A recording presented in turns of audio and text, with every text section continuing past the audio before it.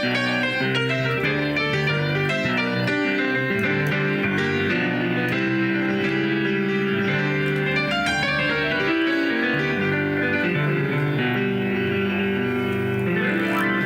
guys, I just spent Friday with Brad Huskin down in Tennessee, and Brad Huskin is a great sales trainer and always gives me fantastic ideas. And so with the assistance of what Brad and I talked about, I want to go over this with you today because it's an area where a lot of us as jewelry sales professionals want to become better at.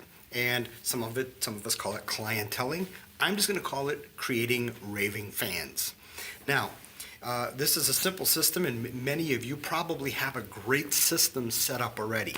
But it's not likely because we haven't taken the time to do this. And so let's just kind of talk about some ideas that Brad gave me, and then see how you can implement this system in your store. Maybe there's something we'll talk about today that'll help you just a little bit. Maybe there's something you'll just do the whole thing. So you've seen the cards. I gotta get the cards. Found it. We've all seen cards like this, clienteling cards, customer information cards. Mike Bewley has some. Everybody kind of designs their own. I've got a couple that I've some neat ones, so if you haven't received it already, ask me and I will send you a picture of this. This is Woodard's Diamond Showroom. You can design your own, but the idea is here we're gathering information that's important with the customer. And for me personally, yes, name, address, preferred method of contact, all that kind of stuff is fantastic. Names, spouses' names, finger sizes, and things like that. I love to leave the whole back just lines. I just want to take my own notes because I'm not using this card to lead me through the sale. I'm not using this card to lead me through customer information. I'm using it to gather the information that I'm listening to from the customer. And so I just encourage you, if you don't have these customer cards already, get one, design one, make one. Call me, email me, I'll send you a picture of this one. It's a good place to start, and we need to have them because in today's world, people expect us to have certain information about them. Now, I'm going to set a goal. This is Mother's Day week, and if you got any traffic from Mother's Day at all, you're going to have people coming in and have an opportunity to fill these cards out. So I would set a goal for your store, for each one of you, to have 100 complete customer cards by the end of the month. 100 a month, in the month. Now, if we can do that, even if it's 50, whatever your goal is going to be, you set it. I don't know what your traffic's like in your store or how many times you can have customer contact each day, but set a goal. 100 just comes to mind. It seems reasonable that each one of us can have 100. Well, how cool would it be at the end of the year if we each did 100 of these a month? And now we have some super clienteling going on, and we're creating raving fans, okay? The key is to get in the habit of doing this all the time. I can't tell you the number of jewelry stores I walk into where they say, oh yeah, we have those. I don't exactly know where they are, or we don't ever use them. Well, use these. Now, me personally, I like to walk around. This is just a pad of paper, but I like to walk around with a pen and a pad of paper. And listen, I want to tell you, it's another thing too. If you don't have these, this will do. A simple pad of paper will do. But you need to start getting in the habit today of carrying this around. Okay, I usually have my jeweler's loop on, and I'm walking around with my pen, a pen in my pocket and my sport coat, and customer cards. Because I use it for note taking. I use it for everything. And so that's a habit that we all need to get into. If you're approaching a customer and you're barehanded, it might be a good idea to start getting in the habit of holding on to this, having your own personal one, okay? So that's number 3 here. First of all, have the cards available. Second of all, create the habit of using them. Now, with every single one of them, after the customer leaves, do some form of communication after they've left. In today's world, people like texting. I like texting. okay? I don't like getting phone calls personally because you know why? I can get a lot more done with texting. I can be talking to you and take a small break or run to the bathroom or some type of break, and I can text somebody really quick. But I can't have a conversation with somebody really quick because some of y'all just go on far too long. So anyhow, I like texting. So we want to be in their preferred, form of communication. So you might want to ask them that. Now, if you're texting, do not text from your own personal cell phone. You need to get a store cell phone, store smartphone, okay? It needs to come from that number. Please, please, please, if you are personally texting and communicating with people from your own personal devices and your own personal email accounts, please stop that immediately, okay? This is dangerous. We don't want people, we're in the jewelry business. There's high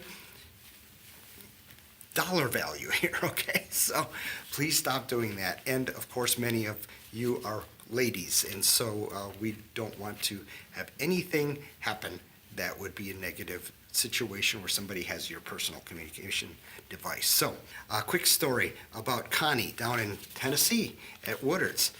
Connie just started at the jewelry store, and she is going to be a super salesperson because she is excited about people. She had a guy in the other day looking at a Fossil watch, and they didn't have exactly what they wanted, and so she said, "I'll get the information and I'll get back with you." Well, the next day, Connie, I don't know if you called him or emailed him, but he was blown away that she contacted him because she said she was going to. He said, I never thought you would contact me. And she said, well, I said I was going to. But it was a $60, $70 Fossil watch, and she delighted that customer. So find something to communicate with them about and delight them, surprise them. Listen, the people down at Walmart aren't doing it, and the people down at K Jewelers aren't doing it. At least I don't think they are. If they're smart, they would be.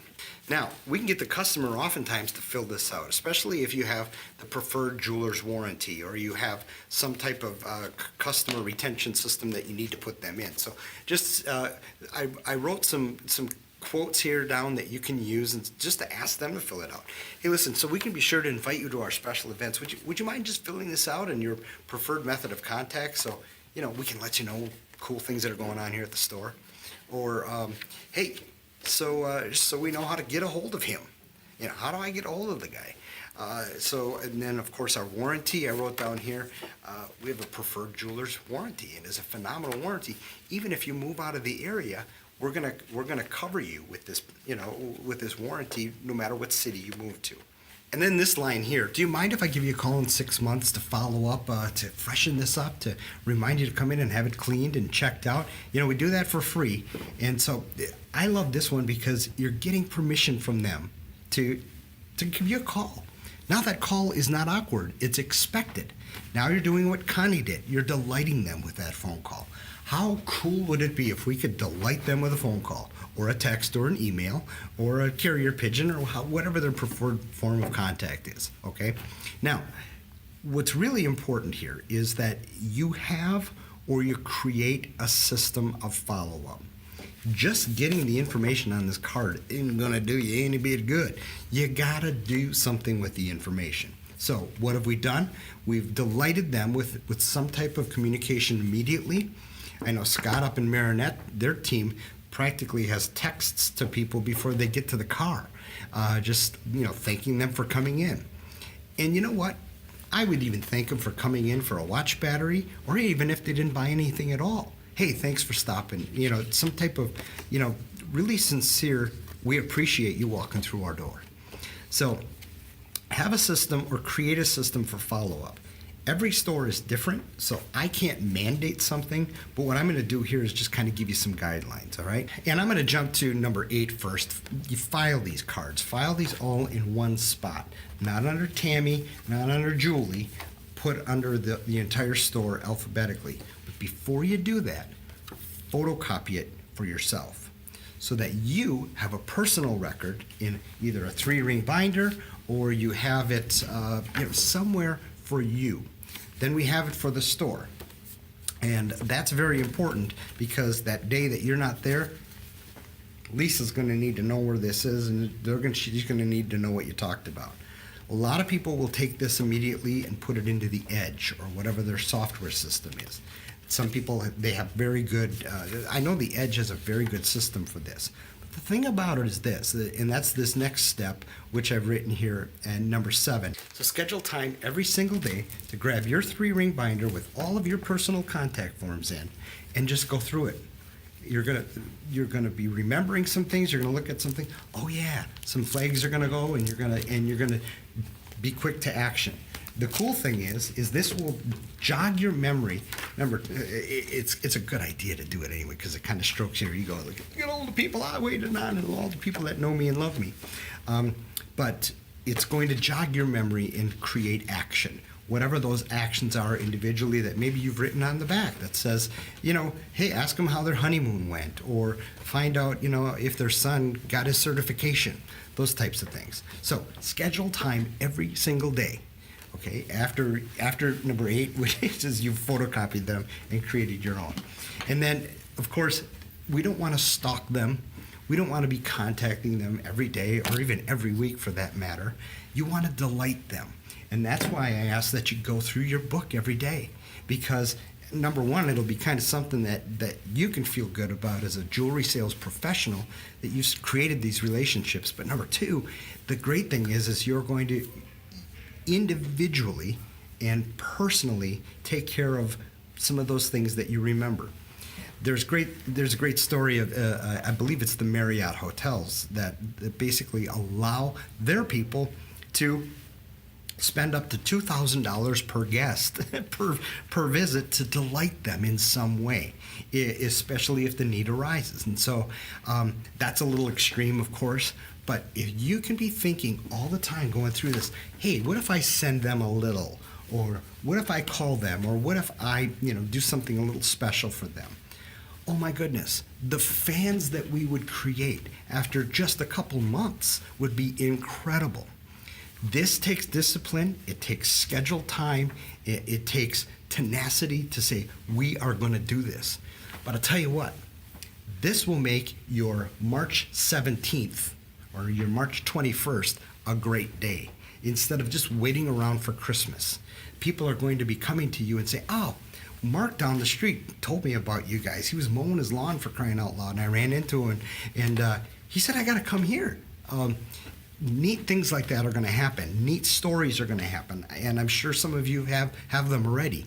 But wouldn't it be really neat if you had them as raving fans going out and suggesting people come and see you, Connie, at Woodard's Diamond and Design. So don't stalk them, but delight them. Make it a habit. Use these all the time, every single day. Now, it's Mother's Day. We got to close out here. Just a good idea that Brad gave us. Just have a bowl or a pail of carnations. And when you find out somebody's a mother, give them a Mother's Day carnation and just say, thank you for being a mom. And so just something like that. If you don't have carnations, maybe you have, try not to make it things like jewelry cloths that make it look like there's a marketing purpose to it. Just delight them and do it just for fun. So happy Mother's Day, and go out and create raving fans. See you next week.